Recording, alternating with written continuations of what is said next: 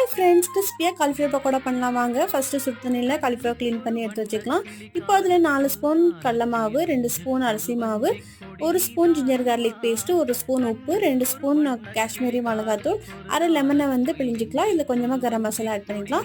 இதெல்லாமே நம்ம மிக்ஸ் பண்ணி எடுத்து வச்சுக்கலாம். லைட்டாக தண்ணி ஆட் பண்ணி மிக்ஸ் பண்ணிக்கோங்க, நிறைய தண்ணி ஆட் பண்ணாதீங்க.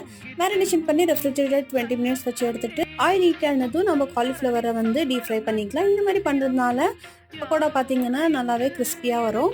ஸோ ஃபஸ்ட்டு நம்ம டீப் ஃப்ரை பண்ணிவிட்டு எடுத்து வச்சுக்கலாம். மறுபடியும் நம்ம இன்னொரு பேட்ச் ஆட் பண்ணிவிட்டு மறுபடியும் நம்ம டீப் ஃப்ரை பண்ணி வச்சுருக்கிறத வந்து ஆட் பண்ணிக்கலாம்.